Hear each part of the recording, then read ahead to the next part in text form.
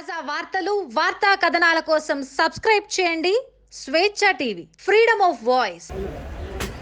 మహనీయులు మర్రి చెన్నారెడ్డి గారి 103వ జయంతి ఉత్సవాన్ని హైదరాబాద్ ఘనంగా నిర్వహించుకుంటున్నాను. మర్రి చెన్నారెడ్డి గారు యావత్ తెలంగాణ ప్రజానికి 3 దఫాలుగా ఉద్యమం కొనసాగారు. 1950, 51, 52 ఇడ్లీ సాంబార్ గోదావరి ఉద్యమం. మా ఉద్యోగాలు మాకు కావాలని, మాకు స్వయం పాలన మాకు కావాలని మర్రి చెన్నారెడ్డి గారి నాయకత్వంలో 1969 ఉద్యమం కొనసాగారు. ఆనాడు ఇంత సమాచార వ్యవస్థ లేకపోయినప్పటికీ కూడా తెలంగాణ 10 జిల్లాలలో వయసుతో సంబంధం లేకుండా, పార్టీతో సంబంధం లేకుండా, పార్టీలతో సంబంధం లేకుండా తెలంగాణ మట్టి బిడ్డలుగా తెలంగాణ రాష్ట్రాన్ని సాధించుకోవాలని చెప్పి అకుంఠిత దీక్షతో గొప్ప ఉద్యమం కొనసాగింది. ఆనాడు ఆ ప్రభుత్వాల తూటాలకు 369 మంది ముక్కుపచ్చని ముద్దుబిడ్డలు అసలు భాషల సందర్భాన్ని తెలంగాణ సమాజం ఇప్పటికీ గుర్తుపెట్టుకుంటుంది. ఇవాళ ప్రజాస్వామికంగా ఈ దఫా ఉద్యమం కొనసాగింది.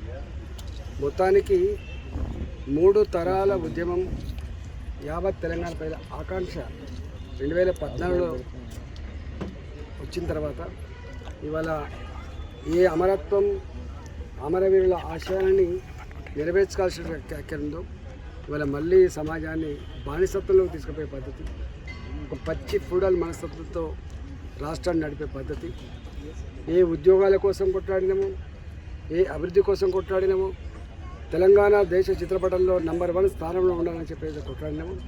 ఇవాళ అవన్నీ కళ్ళలుగానే మిగిలిపోయినాయి. తెలంగాణ వచ్చిన తర్వాత వీరి పరిపాలన చూసిన తర్వాత అయ్యో తెలంగాణ గిట్లుంటుందా అని బాధపడేటువంటి పరిస్థితి వచ్చింది. తప్పకుండా ఆనాడు తెలంగాణ ఉద్యమంలోనే ఒక మాట మాట్లాడి మరో ఉద్యమం వచ్చే ఆస్కారం ఉంటుంది. అది ప్రజల ఓరియంటేషన్తో కూడినటువంటి పరిపాలన కొనసాగాలంటే మరో ఉద్యమం రావాల్సి ఉంటుందని చెప్పి అనుకున్నాం. ఖచ్చితంగా తెలంగాణ ఇవాళ భౌగోళిక తెలంగాణ సాధించుకున్నప్పటికీ ప్రజలకు నచ్చిన, ప్రజలకు మెచ్చిన పీపుల్ ఓరియంటెడ్ పాలసీస్తో కూడినటువంటి తెలంగాణ కొనసాగుతలేదు. కాబట్టి తప్పకుండా రాబోయే కాలంలో, తక్కువ కాలంలోనే ఇవాళ ప్రజలు మెచ్చే పరిపాలన వస్తుందని చెప్పి ఆశిస్తాము.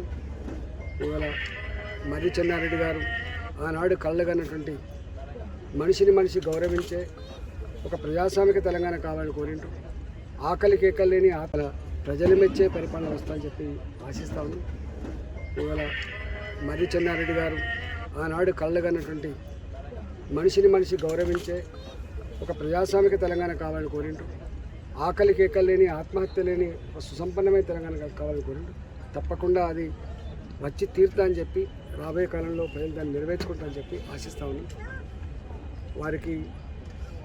వారి ఆత్మకు శాంతి చేకూరి ఇవాళ వారు మా మధ్య లేకపోయినప్పటికీ కూడా తెలంగాణ సమాజం ఉన్నంత వరకు వారి మధ్యలో ఉంటారని చెప్పి ఆశిస్తాం.